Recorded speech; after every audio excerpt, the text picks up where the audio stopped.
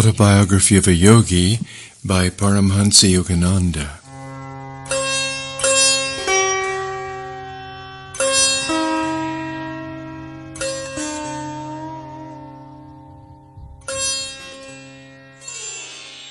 Chapter 34. Materializing a Palace in the Himalayas. Babaji's first meeting with Lahiri Mahashai is an enthralling story, and one of the few which gives us a detailed glimpse of the deathless Guru. These words were Swami Kebalananda's preamble to a wondrous tale. The first time he recounted it, I was literally spellbound. On many other occasions I coaxed my gentle Sanskrit tutor to repeat the story, which was later told me in substantially the same words by Sri Yukteswar.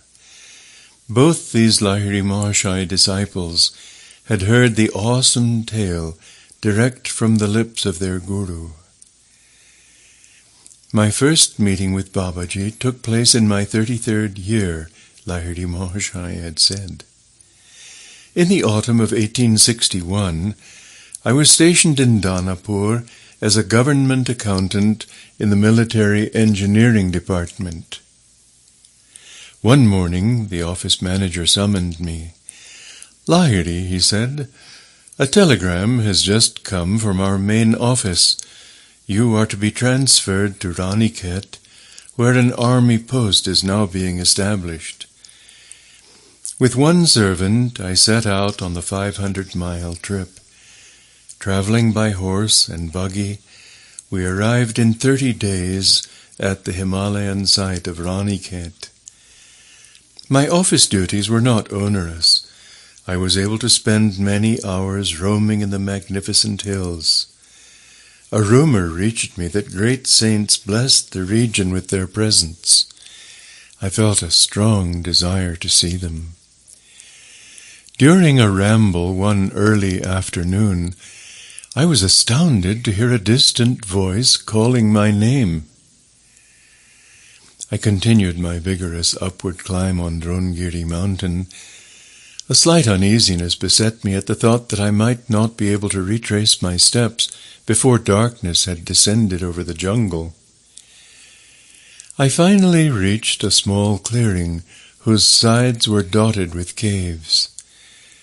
On one of the rocky ledges stood a smiling young man, extending his hand in welcome.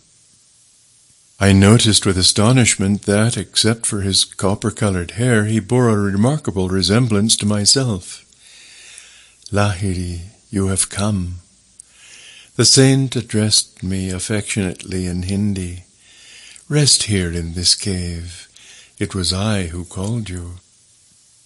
I entered a neat little grotto which contained several woolen blankets and a few kamandulus, begging bowls. "Lahiri, do you remember that seat?" The yogi pointed to a folded blanket in one corner. "No, sir." Somewhat dazed at the strangeness of my adventure, I added, "I must leave now before nightfall. I have business in the morning at my office." The mysterious saint replied in English, "The office was brought for you, and not you for the office." I was dumbfounded that this forest ascetic should not only speak English, but also paraphrase the words of Christ. I see my telegram took effect. The yogi's remark was incomprehensible to me. I inquired his meaning. "I refer to the telegram that summoned you to these isolated parts. It was I who silently suggested to the mind of your superior officer that you be transferred to Ranikhet. When one feels his unity with mankind, all minds become transmitting stations through which he can work at will." He added gently, "Lahiri, surely this cave seems familiar to you?" As I maintained a bewildered silence, the saint approached and struck me gently on the forehead. At his magnetic touch, a wondrous current swept through my brain, releasing the sweet seed memories of my previous life. I remember. My voice was half choked with joyous sobs. You are my Guru, Babaji, who has belonged to me always. Scenes of the past arise vividly in my mind. Here in this cave I spent many years of my last incarnation.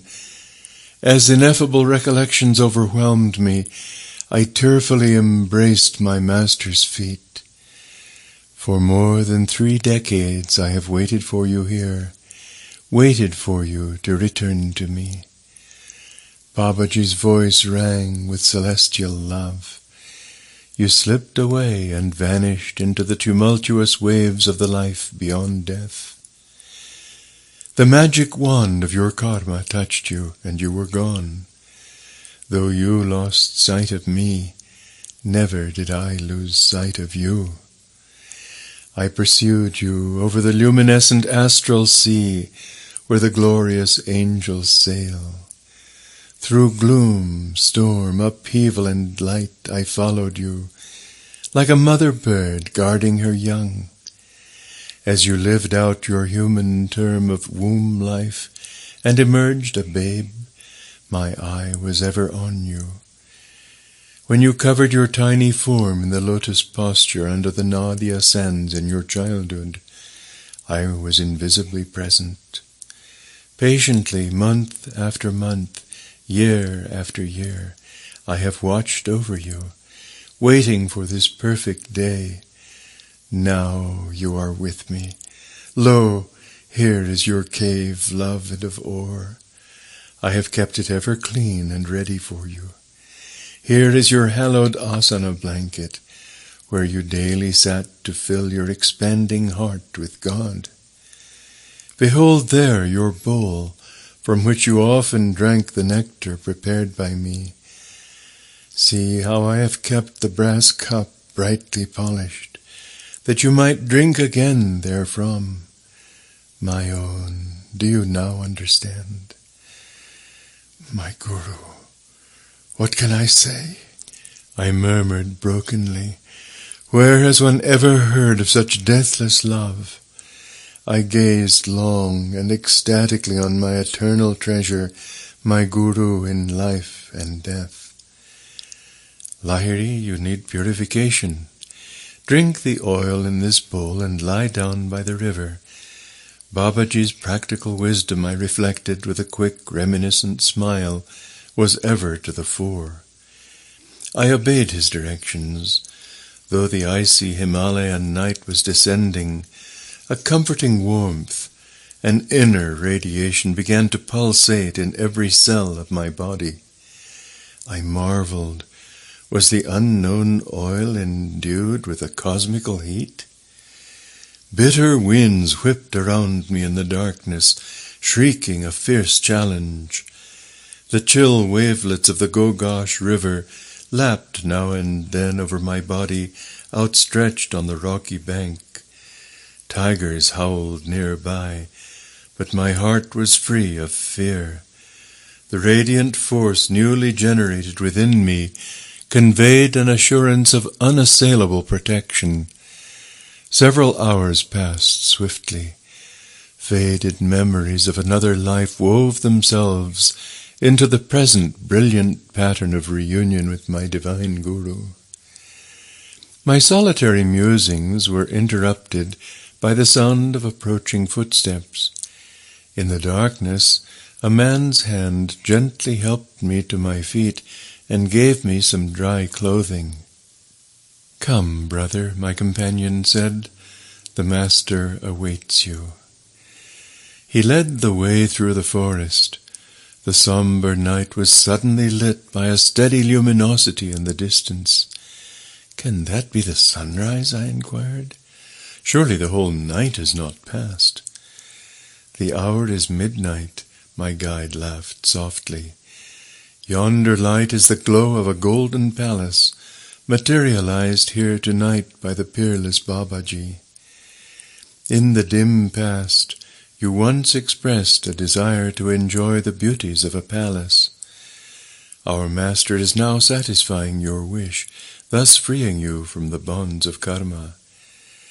He added, "The magnificent palace will be the scene of your initiation tonight into Kriya Yoga. All your brothers here join in a paean of welcome, rejoicing at the end of your long exile. Behold, a vast palace of dazzling gold stood before us, studded with countless jewels, and set amidst landscape gardens. It presented a spectacle of unparalleled grandeur.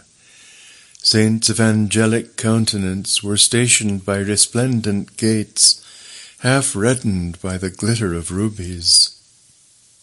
Diamonds, pearls, sapphires, and emeralds of great size and luster were embedded in the decorative arches. I followed my companion into a spacious reception hall. The odor of incense and of roses wafted through the air. Dim lamps shed a multicolored glow. Small groups of devotees, some fair, some dark-skinned, chanted musically, or sat in the meditative posture, immersed in an inner peace. A vibrant joy pervaded the atmosphere. Feast your eyes, enjoy the artistic splendors of this palace, for it has been brought into being solely in your honor."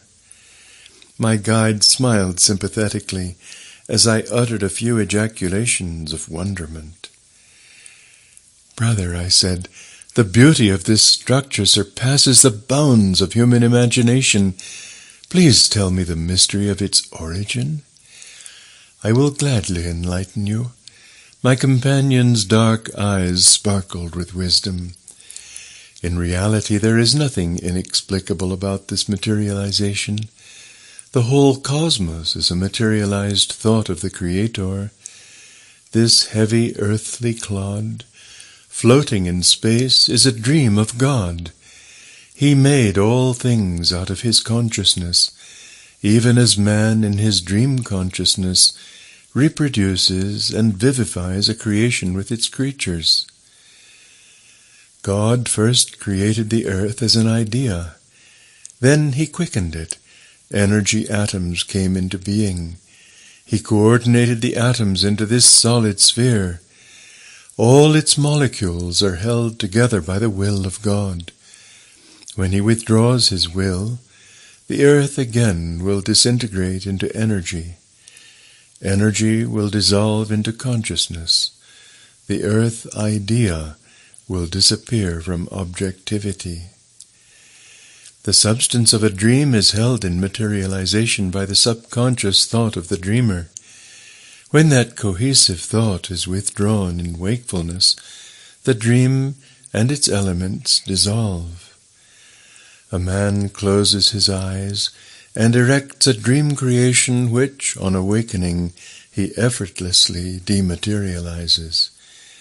He follows the divine archetypal pattern. Similarly, when he awakens in cosmic consciousness, he will effortlessly dematerialize the illusions of the cosmic dream. Being one with the infinite, all-accomplishing will, Babaji can summon the elemental atoms to combine and manifest themselves in any form. This golden palace, instantaneously created, is real even as this earth is real. Babaji created this palatial mansion out of his mind, and is holding its atoms together by the power of his will, even as God created this earth and is maintaining it intact. He added, "When this structure has served its purpose, Babaji will dematerialize it." As I remained silent in awe, my guide made a sweeping gesture. This shimmering palace, superbly embellished with jewels, has not been built by human effort or with laboriously mined gold and gems. It stands solidly, a monumental challenge to man. Whoever realizes himself as a son of God, even as Babaji has done, can reach any goal by the infinite powers hidden within him. A common stone locks within itself the secret of stupendous atomic energy. Even so, a mortal is yet a powerhouse of divinity. The sage picked up from a nearby table a graceful vase whose handle was blazing with diamonds. Our great Guru created this palace by solidifying myriads of free cosmic rays, he went on. Touch this vase and its diamonds. They will satisfy all the tests of sensory experience. I examined the vase and passed my hand over the smooth room walls, thick with glistening gold. Each of the jewels scattered lavishly about was worthy of a king's collection. Deep satisfaction spread over my mind. A submerged desire, hidden in my subconsciousness from lives now gone, seemed simultaneously gratified and extinguished. My stately companion led me through ornate arches and corridors into a series of chambers richly furnished in the style of an emperor's palace. We entered an immense hall. In the center stood a golden throne, encrusted with jewels shedding a dazzling medley of colors. There, in lotus posture, sat the supreme Babaji. I knelt on the shining floor at his feet. Lahiri, are you still feasting on your dream desires for a golden palace? My Guru's eyes were twinkling like his own sapphires. Wake! All your earthly thirsts are about to be quenched forever. He murmured some mystic words of blessing. My son, arise. Receive your initiation into the kingdom of God through Kriya Yoga. Babaji stretched out his hand. A homa, or sacrificial fire, appeared, surrounded by fruits and flowers. I received the liberating yoga technique before this flaming altar. The rites were completed in the early dawn. I felt no need for sleep in my ecstatic state and wandered around the palace, filled on all sides with treasures and priceless objets d'art. Descending to the gorgeous gardens, I noticed nearby the same caves and barren mountain ledges which yesterday had boasted no adjacency to palace or flowered terrace. Re-entering the palace, fabulously glistening in the cold Himalayan sunlight, I sought the presence of my master. He was still enthroned, surrounded by many quiet disciples. Lahiri, you are hungry, Babaji added. Close your eyes. When I reopened them, the enchanting palace and its picturesque gardens had disappeared. My own body and the forms of Babaji and the clusters of chelas were all now seated on the bare ground at the exact site of the vanished palace, not far from the sunlit entrances of the rocky grottos.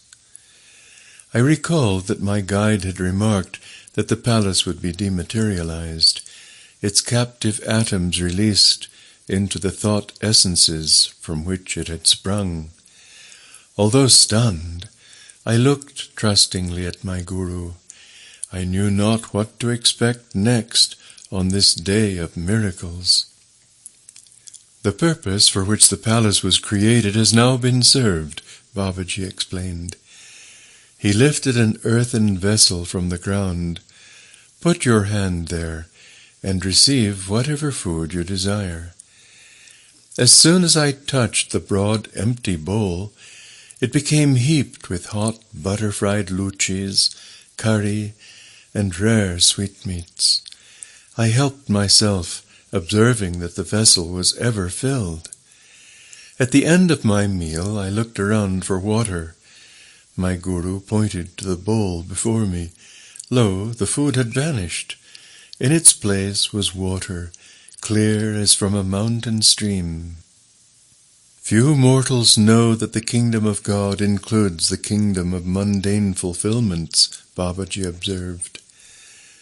The divine realm extends to the earthly, but the latter, being illusory, cannot include the essence of reality. Beloved Guru, last night you demonstrated for me the link of beauty in heaven and earth. I smiled at memories of the vanished palace. Surely no simple yogi had ever received initiation into the august mysteries of spirit, amidst surroundings of more impressive luxury. I gazed tranquilly at the stark contrast of the present scene, the gaunt ground, the skyey roof, the caves offering primitive shelter. All seemed a gracious, natural setting for the seraphic saints around me. I sat that afternoon on my blanket, hallowed by associations of past life realizations.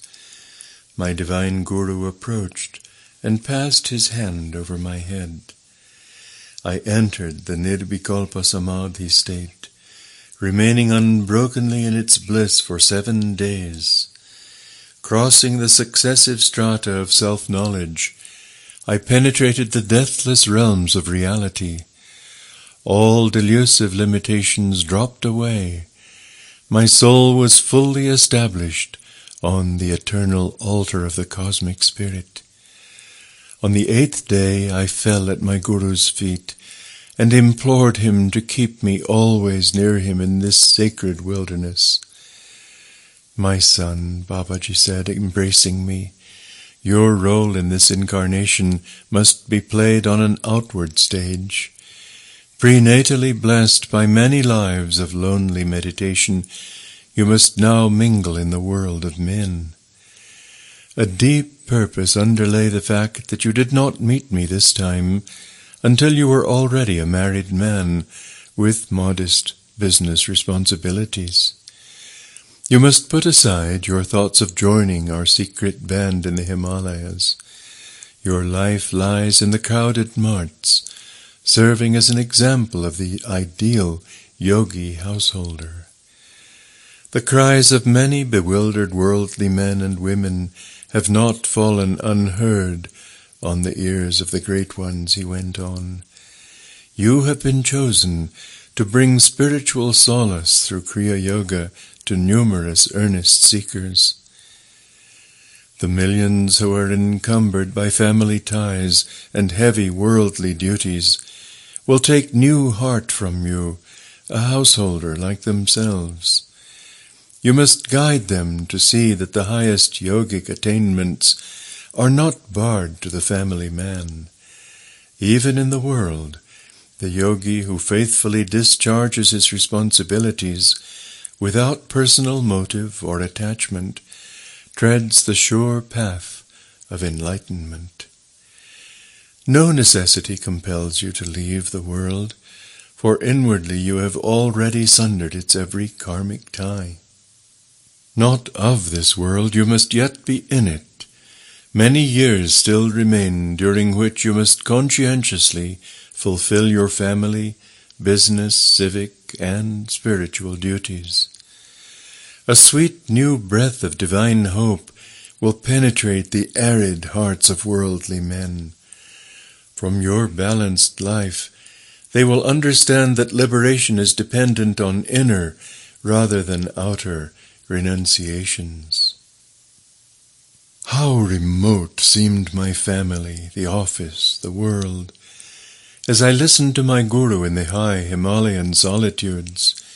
Yet adamantine truth rang in his words.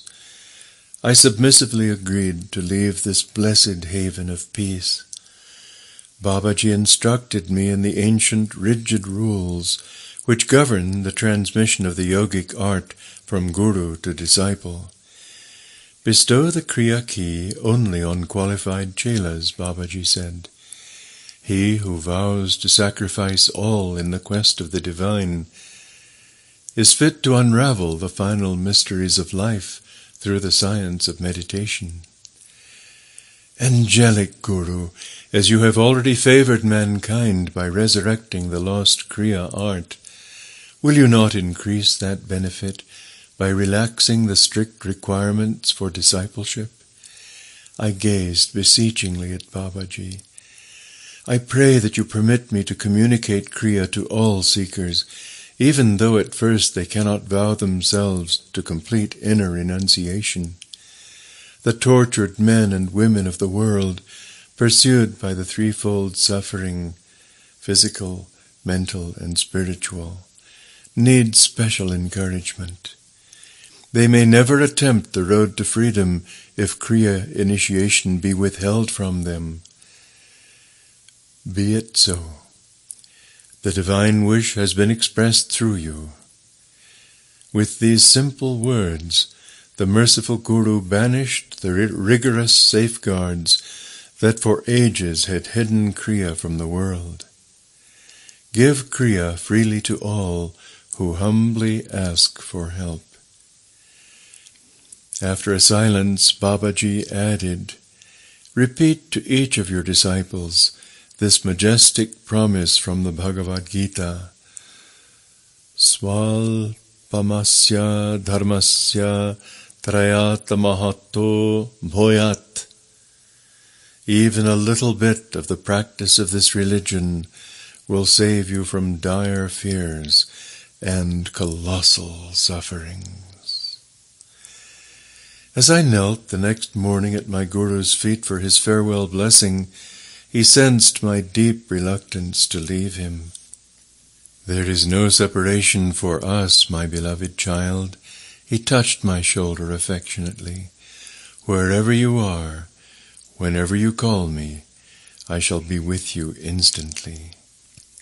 Consoled by his wondrous promise, and rich with the newly found gold of God wisdom, I wended my way down the mountain. At the office I was welcomed by my fellow employees, who for 10 days had thought me lost in the Himalayan jungles. A letter soon arrived from the head office. Lahiri should return to the Danapur office, it read. His transfer to Ranikhet occurred by error. Another man should have been sent to assume the Ranikhet duties. I smiled, reflecting on the hidden cross-currents in the events which had led me to this furthermost spot of India. Before returning to Danapur, I spent a few days with a Bengali family at Moradabad. A party of 6 friends gathered to greet me. As I turned the conversation to spiritual subjects, my host observed gloomily, "Oh, in these days India is destitute of saints." "Babu," I protested warmly, "of course there are still great masters in this land." In a mood of exalted fervor, I felt impelled to relate my miraculous experiences in the Himalayas. The little company was politely incredulous. "Lahiri," one man said soothingly, "your mind has been under a strain in those rarefied mountain airs. This is some daydream you have recounted." Burning with the enthusiasm of truth, I spoke without due thought. "If I call him, my Guru will appear right in this house." Interest gleamed in every eye. It was no wonder that the group was eager to behold a saint materialized in such a strange way. Half reluctantly, I asked for a quiet room and 2 new woolen blankets. "The master will materialize from the ether," I said. "Remain silently outside the door. I shall soon call you." I sank into the meditative state, humbly summoning my Guru. The darkened room soon filled with a dim aural moonlight. The luminous figure of Babaji emerged. "Lahiri, do you call me for a trifle?" The master's gaze was stern. "Truth is for earnest seekers, not for those of idle curiosity. It is easy to believe when one sees. There is nothing then to deny. Supersensual truth is deserved and discovered by those who overcome their natural materialistic skepticism he added gravely, "Let me go." I fell entreatingly at his feet. "Holy Guru, I realize my serious error.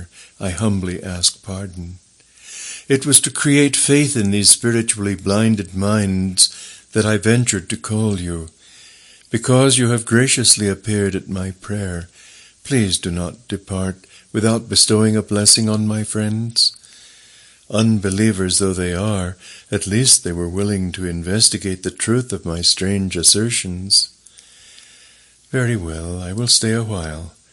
I do not wish your word discredited before your friends." Babaji's face had softened, but he added gently, "Henceforth, my son, I shall come when you need me, and not always when you call me." Tense silence reigned in the little group when I opened the door. As if mistrusting their senses, my friends stared at the lustrous figure on the blanket seat. "This is mass hypnotism," one man laughed blatantly. "No one could possibly have entered this room without our knowledge." Babaji advanced smilingly and motioned to each one to touch the warm, solid flesh of his body. Doubts dispelled, my friends prostrated themselves on the floor in awed repentance. "Let halwa be prepared." Babaji made this request, I knew, to further assure the group of his physical reality. While the porridge was boiling, the divine Guru chatted affably. Great was the metamorphosis of these doubting Thomases into devout St. Pauls. After we had eaten, Babaji blessed each of us in turn. There was a sudden flash. We witnessed the instantaneous dechemicalization of the electronic elements of Babaji's body into a spreading vaporous light. The God-tuned willpower of the Master had loosened its grasp of the ether atoms held together as his body.